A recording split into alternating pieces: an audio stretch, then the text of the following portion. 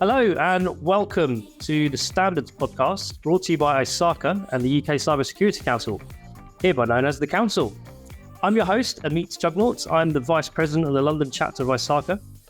And in our first episode, we talked about the vision as outlined by ISACA and the Council. In today's episode, titled Audit and Assurance, we're going to delve into the intricacies of cybersecurity standardization, exploring key challenges, lessons learned, and insights from related workshops. Now, I'm thrilled today to welcome two esteemed guests. We have Leanne Sperry. Hello, Leanne. Oh, hello, mate. Hey. And Mike Hughes. Hello, Mike. Hi, mate.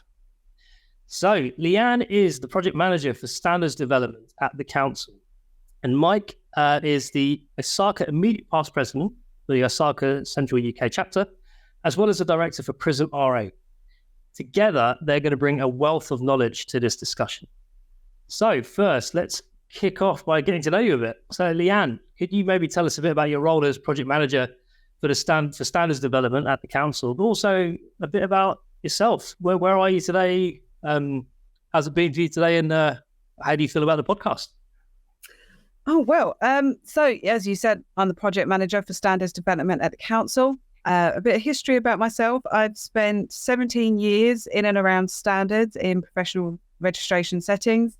I was originally in the engineering sector. Now, of course, I've come across into cybersecurity. And a little tidbit, I was part of the formation project for the Council as well, working with Mike and lots of various different organisations at that time. So the main objective of my role is to contextualise the standard that has been brought out for this cybersecurity industry and bring that to be relevant to different industry sectors. But I'm sure we'll cover that a bit later.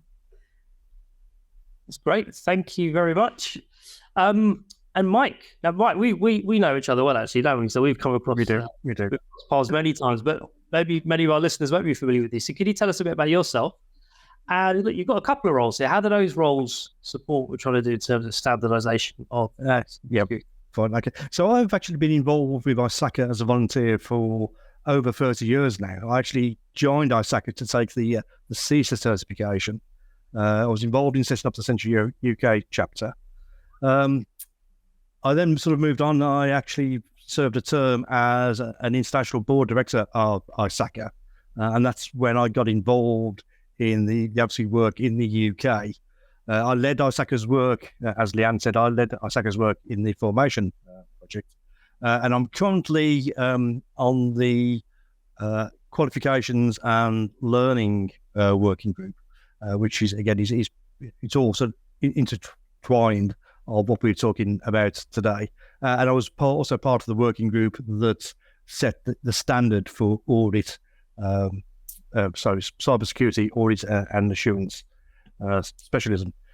Day job wise, I'm a director of PRISM RA. We are a technology and cyber governance risk and compliance consultancy, and I've just been involved there for about 10 years. Prior to that, I was 20 years at KPMG, again in technology risk governance and compliance. Fantastic. So probably got some interesting stories about the evolution of the sector between us. But let's talk about where we're going. Let's talk about what we're moving to. And there were some interesting workshops, I understand, took place between the Council and ISACA in terms of the pilot collaboration. So, Mike, can we start with you maybe and open that up a bit? And could you shed some light about what happened in some of those workshops on that pilot collaboration? Yeah, sure. And ISACA went about this as we do with all this of the forward leadership work that we do. We put together a group of subject matter experts. So, like myself, people who works in both industry, but with ISACA. We also brought in some members from National Cybersecurity Centre and from DCMS. So we had a good group of people working in different parts, aspects of cybersecurity and audit. And we had some, I guess it would be true to say we had some meaningful discussions to get to that, the standard, to make certain that it is a standard that can be applied across all the sector that dealing with cybersecurity, audit and assurance, not only in the UK, but also, it will work internationally. And actually, Mike, it might be good for our listeners to just, because we use the word standardization a lot, but we use the word standards, standardization. What do we mean exactly in this context? Just for our listeners to kind of have a really good understanding of the bigger picture of this. Yeah, sure. And this has been a long-standing issue in IT, coming up with some standards, because we have different vendors, different professional bodies, all working to slightly different sort of areas.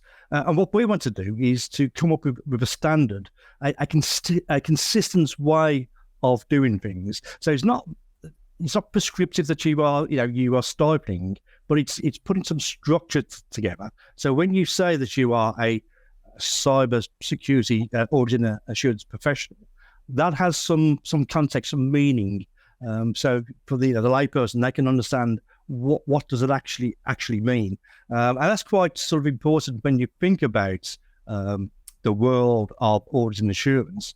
Is you want a consistent view of that final report. When you're saying that you can comply with a certain legislation or a certain ways of doing things, you can pretty certain with a standard that work to assess how well it's complied has been done in a consistent and a professional way. Oh, okay. No, very interesting.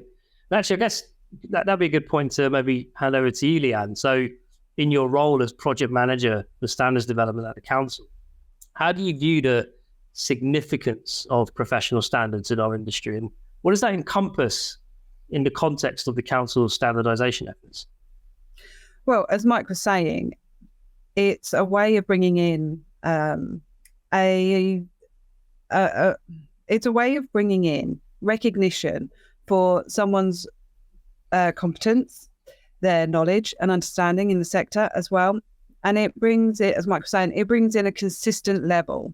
So for the council, one of our objectives is actually to promote high standards of practice in the profession, and that therefore benefits the public.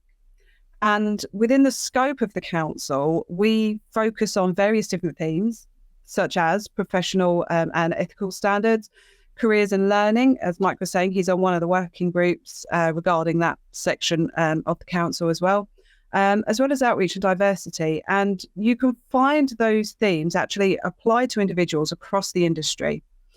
And therefore, we've brought those into the standard that we've created.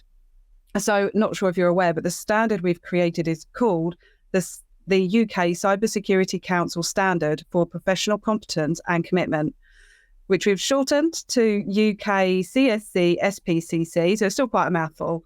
But within that standard, we've got 3 professional titles, and there's sort of 3 levels of recognition for individuals, and we're recognizing their breadth and depth of their knowledge, understanding, and applying that in their everyday role to be competent. And what I like about the standard is that you can apply for a title and you can stay with that title throughout your career if you wish to, or you can use all 3 professional titles and you can work a career path from associate through principal and into chartered as well. Now, just to mention, the standard is downloadable from the website. So should the listeners wish to go there, it is available. It describes each professional title, the competence and commitment statements, and examples of how those competence and commitment statements can be met. Just to mention, it also describes benefits of registration for both organisations and individuals, but it describes the registration process and the policies around that as well. Now, my job as standards development is to now contextualise that standard. And as Mike was saying, this is where ISACA were helping to bring out the standards for audit and assurance. So I'm working across various different industry sectors. In the council, we call them specialisms, and they're also listed on the website should you wish to go and see them.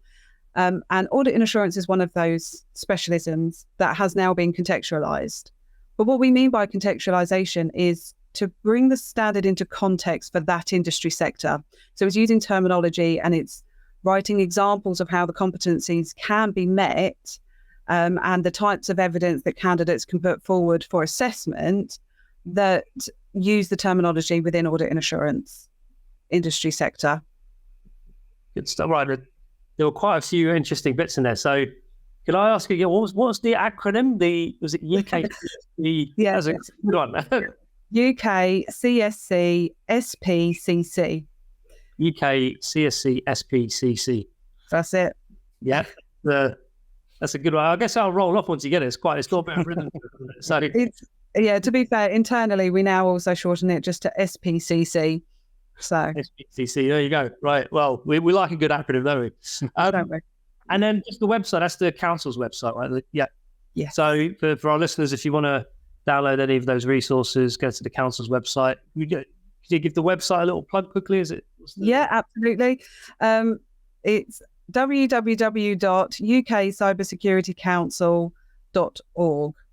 And then to get to the standard, you go into the little menu and you choose Route to Chartership, and it's available on that website. Good stuff. So it's a slight little detour there, but yeah, a couple of bits are worth just picking up. Little plug there, had to be done. Yeah. Well, it's all good. So look, there is a lot there. Sounds really exciting, but there's a lot in the industry as well, right? So it's being the VP of the London chapter, very close to what's happening with ISACA, but also where there's lots happening with other certification bodies, for example. There's lots of it in terms of initiatives in the cyber industry. There's lots going on. So, Mike, I wonder if we could come to you for this next one. In terms of the bigger picture, in terms of what's happening in our industry, how does this pilot contribute towards sort of broader standardization within the cyber profession? Okay, so you mentioned some of the other professional bodies there, and they've been involved in forming the council, such as IC Squared, CREST, BCS, WCIT, just to name a few. And the pilot really has been running for 2 or 3 months now. We've got 9 applications that we are considering, and there's quite a robust process to go through. You don't just apply to the council and you get awarded one of the charter status. That there is quite a lengthy and quite intense process to go through, starting off with the application itself. And I can speak from experience because everybody on the working group has actually gone through the process. First of all, I guess you could call it a beta test. And it does take quite a while to fill this application in, because it's not only looking for competencies, but it's also the evidence to back up what you are saying. I wear many hats. One of those other hats is a judge for the cyber OSPAs, the cyber outstanding security professionals. And we get a load of nominations into that, and we have some good ones and we have some not so good ones. And it's the ones that say, I'm fantastic at this, I'm great at this, but they don't back it up with evidence. Why are you so great? And that's what we try to do in the application process, is to get the applicants to back up what they're saying with some clear evidence. So once they get through that stage, we review their application, then they go through to interview. And that's where we get a chance then to probe into some of those areas. And again, trying to get the evidence to back up of what they are saying. And the final stage is a board review. So that's when a group of 3 or 4 assessors will get together then to evaluate the application. And that board is also putting in that consistency. So we are judging each individual on the same sort of basis. And the pilot is looking at the 3 levels that's been offered by the council, being associate, which is basically the start of your career, principal, that you've got a bit more experience, and chartered. And the chart is at that level. Now you are really experienced in your field, subject matter expert. Not only are you a practitioner, but you are you play a leadership role.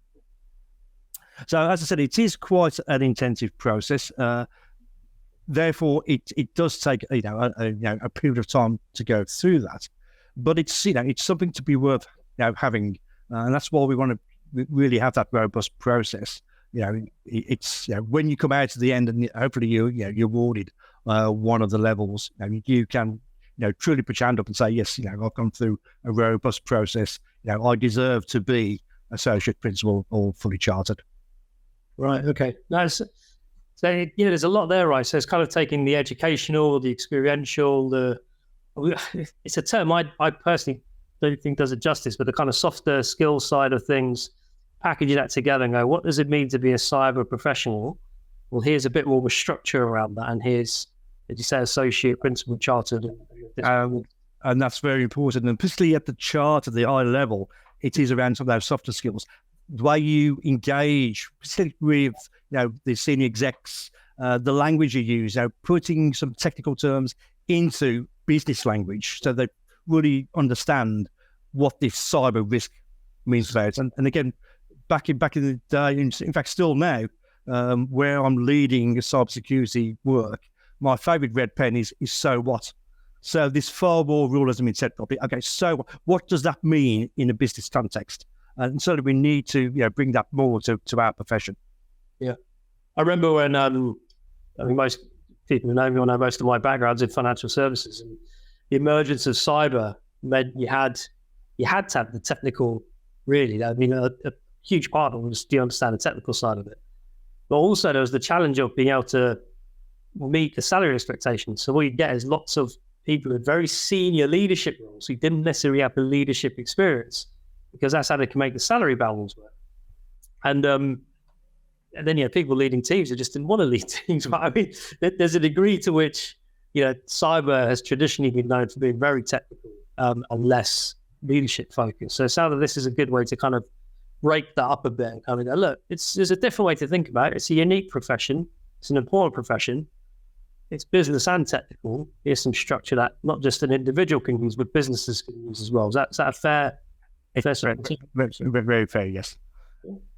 Amazing. Well, look, let's keep the conversation going then. So I guess the next question I've got is, we're in pilot stage. I think we're still sort of work in progress in terms of the pilot. So what we learned so far, pilots are exciting, right? Because it will either work or it won't work, or typically it's something in between, and then you grow from there. So Leanne, if I could maybe pass it on to you, what are we learning so far from the pilot as we're in progress? As we're progressing, well, to be honest, we're learning a lot. This Audit and Assurance pilot is the second pilot that we're going through at the moment. We learn a lot from the first pilot that we've now implemented and put forward into this pilot. So we're now testing quite a few different ideas as such, and lessons that we learned from the first one. So just to name a few, at the moment, we're learning very much about how the assessors are interpreting the assessment criteria, how they're interpreting the competencies and commitment, and how they're assessing that. One of the lessons we learned from the first pilot, for example, was that having templated application forms and guidance notes, etc., was going to be useful. So we've implemented that into this pilot, and ISACA are testing those templates for us. We haven't had any real solid feedback yet. We've had a few verbal feedback, but we will be surveying all the candidates and the assessors, as well as ISACA themselves, so that we can learn more lessons from this, and so we can continuously improve our paperwork, our guidance, our support for the organisations as well. The other thing we're learning, which I think is very important, is how long it's taking to go through each of the stages. So as Mike mentioned earlier, there's 3 stages to the registration process, and they're each are very different. So for us, we're learning how long it takes to go through those stages and how the assessors are taking our advice and guidance and support and using that within the registration process. And everything that we learn from there will then impact the next pilot, and hopefully we'll be able to bring in some more improvements. Great. It's always, I remember we've all done pilots of some shape or form, right? Whatever they might be. And yes, that learning experience, you learn for the first time, and you learn from. I don't want to use the word mistakes, but you learn from the challenges. Absolutely, you do. Absolutely. And also we need to know how the contextualization is being used, how it's impacting. Is it useful for the industry? We're also learning about the types of individuals that are coming forward for professional registration as well, which will help both organisations, but it also help us learn a lot more about the industry. So in some ways you've answered the next question that I had. So maybe we can continue along this thread. No, it's good. It's good. So those are the lessons we're learning. They seem to be coming from. Would you say they're coming from things that we thought would go one way, but have turned out to be slightly different? Or I guess what I'm getting at here is what have been the real challenges that you've experienced, like the big ticket challenges? I mean, you both mentioned the length of application. That seems to be a bit of a theme, if I'm not mistaken. Is that one of the big challenges, and how we can kind of make it easy and expedite it for the candidates? I'll just kind of open that. It's a bit of a broad question, but yeah, what are the big challenges that are coming out of the experience? No, that's okay. So Mike, if you're okay, I start. Yeah, go. Yeah, so you're absolutely right. One of the big challenges that we're having at the moment is the application form. Is it fit for purpose? Does it help the assessors to assess the candidate? Are the candidates completing it? Is it too long? Is it too short?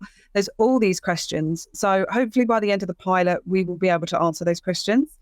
We certainly have a view from the first pilot. So this second pilot is going to really inform that view.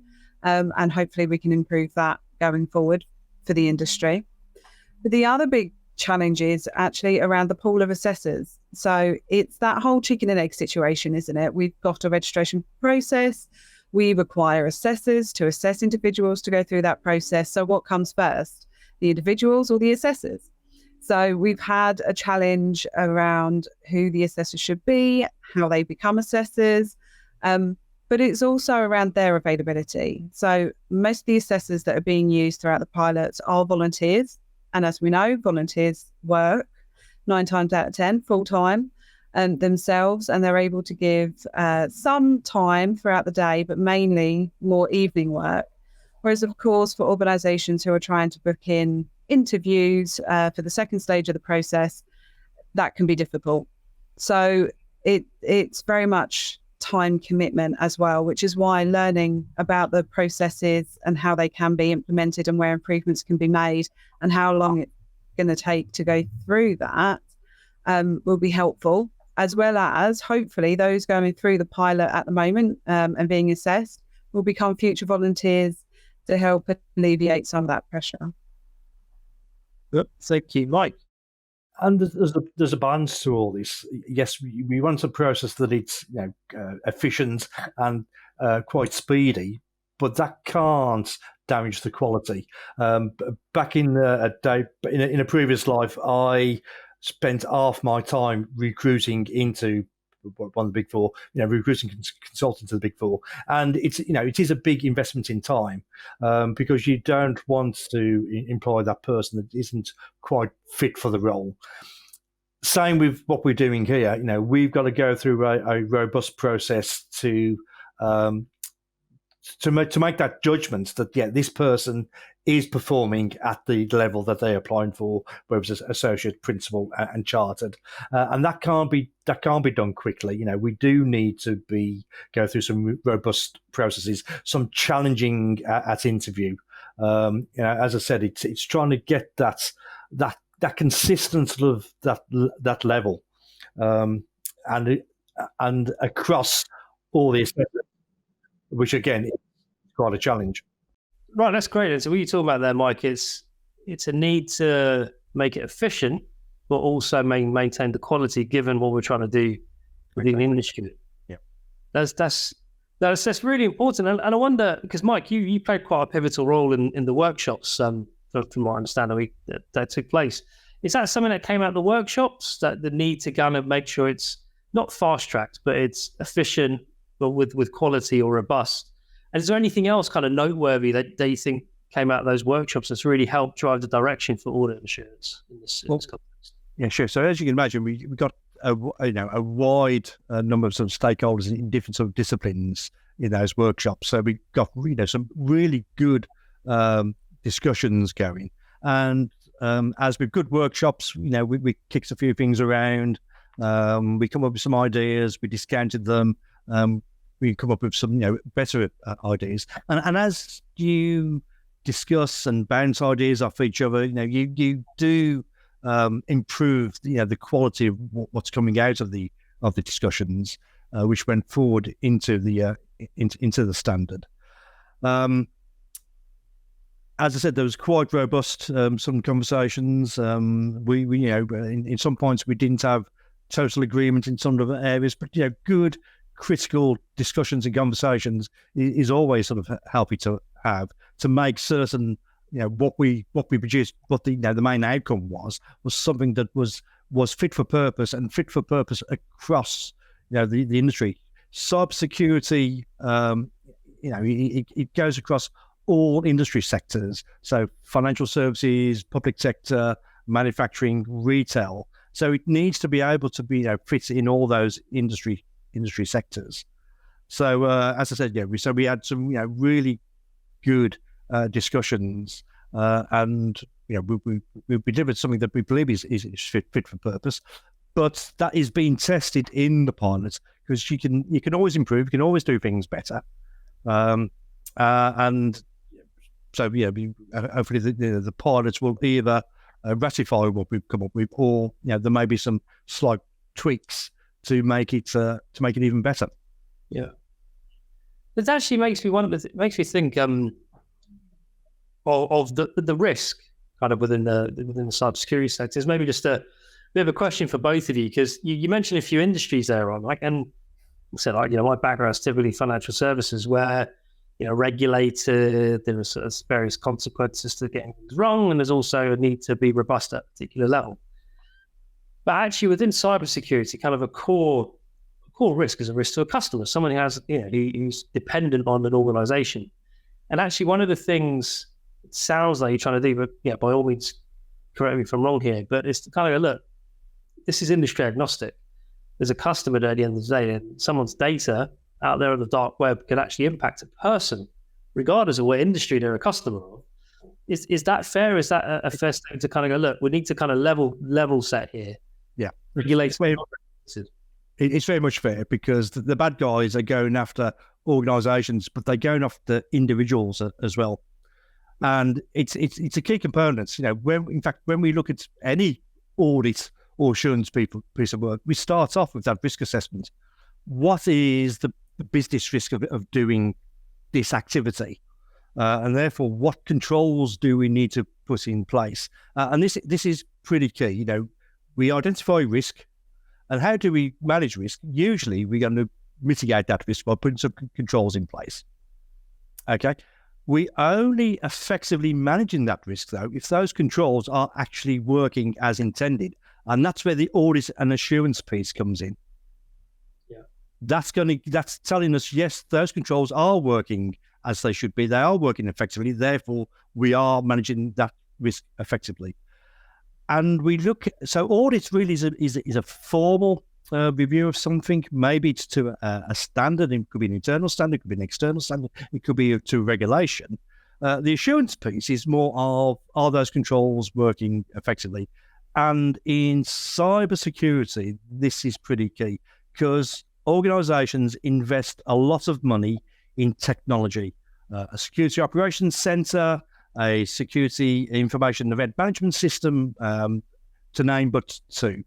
And they spend a lot of money of acquiring those solutions, and then a lot of money on consultants to configure those solutions. Do they ever do any assurance work at the end to give them comfort that this solution is actually doing what it's intended to do? And quite often they don't do that. And until we do that assurance work, we are placing undue reliance on those solutions. So audit and assurance is even more important in the cybersecurity world.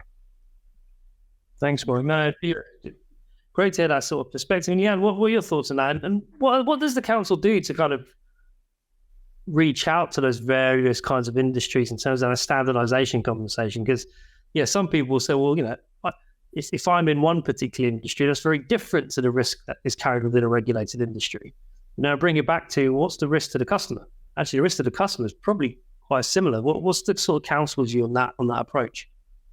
Yeah, well, I mean, we agree with everything that Mike said, but also the council would like to bring assurance to individuals who are using cybersecurity professionals, in a nutshell. And we created the chartered standard, and then we have the other two titles as well, just to recognise the different levels of breadth and depth that individuals have.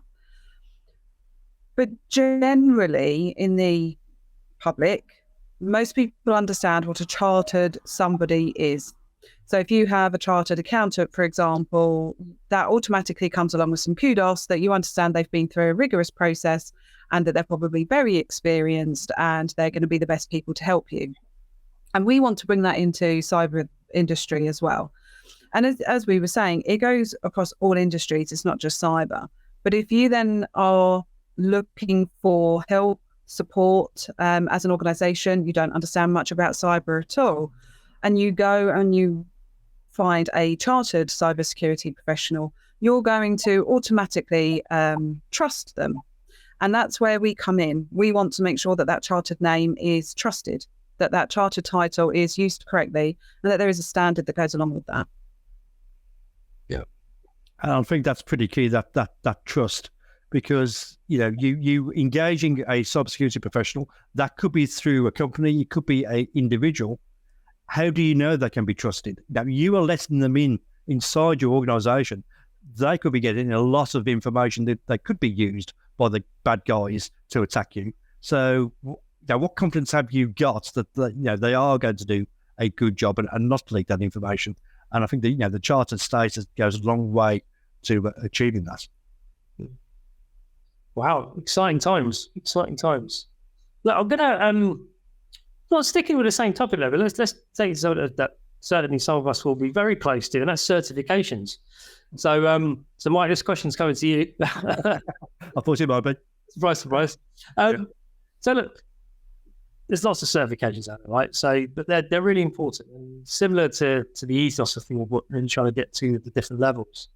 Certifications play a massive part of that. So, particularly in terms of audit and assurance, how do certifications contribute to standardization?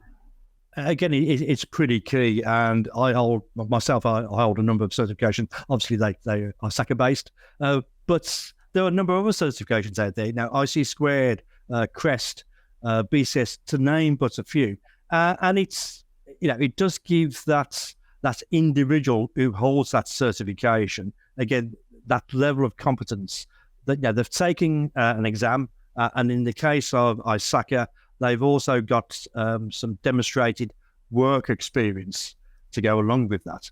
And again, it's when you are engaging somebody, it gives you a level of confidence that these people understand what they're doing. They've got that knowledge, they've got the skills, and therefore can deliver you a good job.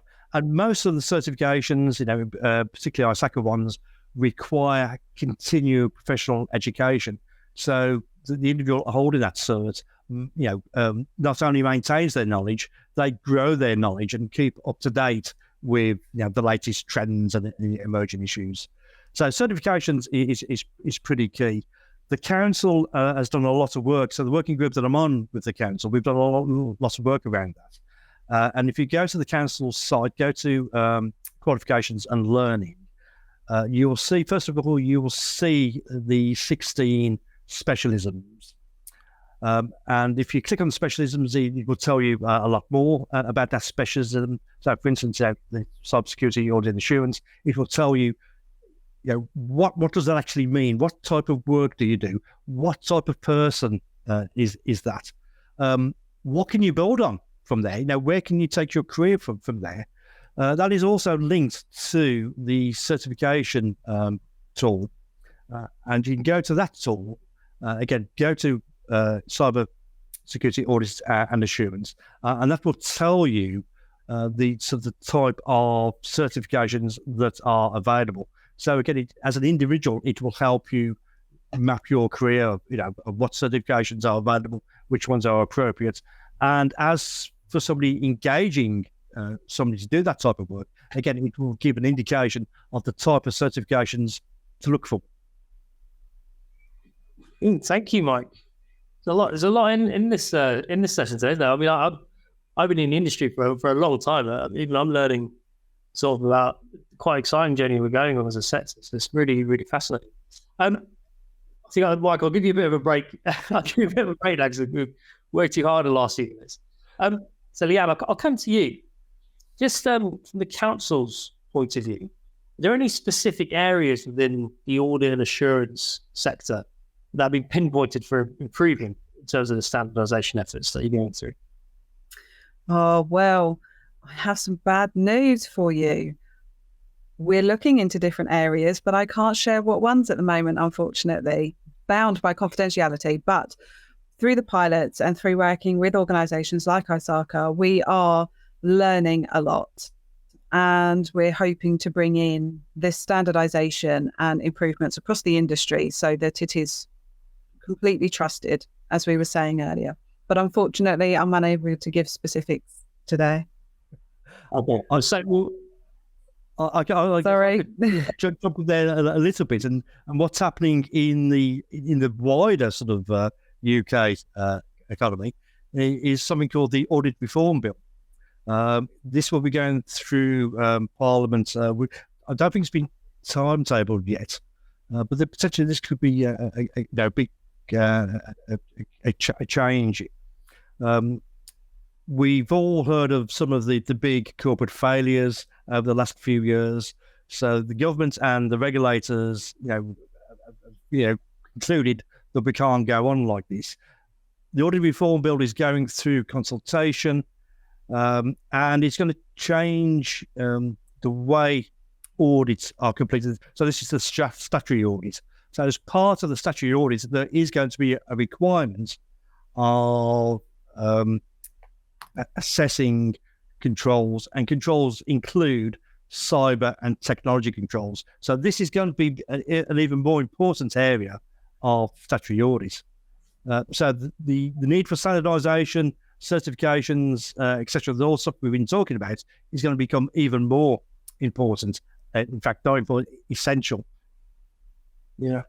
I also wonder if there's obviously the operational resilience regulations and various regimes that are associated with that, and they may come into play. UK SOX, is that even the right term now? I think that's come down to the Audit Reform Bill. So yeah, it's been labelled up UK SOX at the moment, but we still don't know quite what that is going to be like. But ISACA has been heavily involved in influencing and advising governments and regulators on these aspects. It's an exciting time for it's always been a very exciting time for the cybersecurity sector for many years, but actually audit and assurance, which for many years has been the kind of steady Eddie, if you like, if that's the right term. I mean, there's not a lot that's happened in the audit sector for quite a while, but there's a lot of change really in the industry at the moment in audit and assurance. And maybe this is a brilliant time to have this kind of chartered approach or chartered status available within cybersecurity or standardization. So it could be really, really well timed. So it's very exciting to see how that all comes together. Now, I just as we go through the conversation, I've thought this, so I'm sure some of our listeners are thinking exactly the same. But a lot is happening in this sector. There'll be a lot of people who've got lots of experience in this sector. You're probably sitting there going, "My associate and my chartered, where would I sit?" So if people want to find out more in terms of the registration process and getting involved in this, what can they do? How can they do that? I guess that's really opportunity. Yeah. Oh, thank you. Perfect opportunity to plug the website there again. My advice would be go to the website, read through what we've got on there at the moment. We are continuously updating that as and when we get some more information that we can share, and we refine our guidance for candidates. And also on any web page of our website, so you can sign up to our newsletter. And that's another way to stay abreast and get some more tidbits, I suppose, about the registration processes and the standards coming in. We also have an ethical declaration on our website as well that we expect all our members to sign up to. So if you were looking into cybersecurity professionals and you want to know that they're trusted, you can read the ethical declaration that they sign up to, which I think is quite useful. But the best way as well is to read the standard, have a read through, see what works for you, see what you think, what category you think you fall into, and then the guidance and support that the council bring out, as well as the partner organisations such as ISACA, that will and should hopefully point you in the right direction. Excellent. Mike, anything to add to that? I think yeah, might well cool, isn't it? I think Leanne covered that well. I mentioned the certification mapping tool. There's also a career mapping tool, again, that sort of helps you to put in your experience in the tool. Will then come up with some ideas of which specialism fits you. That could be cyber security, audit and assurance. It may be one of the others. But I think, as I explained, really audit and assurance goes across most of the specialisms, because whatever you do, you've got to do that assurance work to give that confidence that things are working as they should be. Yeah. Wow. Right. I'm just digesting the amount of information we've got here. It feels like there's loads, but it's really, really fascinating. As I said, it's like lots of two sectors which I think have always traditionally had very different journeys. It feels like those journeys are coming together, and there's a lot of evolution happening in this space. So, but I think that wraps up for today's episode, really. So, a really insightful conversation. Big thank you to you, Leanne, for your contribution. Mike, likewise, a big thank you. So, yeah, thanks very much for being part of today. For our listeners, if you're interested in finding out more, then check out the website that we've talked about a few times. There's lots of resources there. There's other resources and access via ISACA and the council. And stay tuned for more of our upcoming episodes where we're going to continue to get into the various aspects and facets of the cybersecurity industry and standardization. So I'm going to sign off. My name is Ameet Jugnauth. This is the Cyber Standard Podcast. Thank you for listening, and we'll see you in the next one.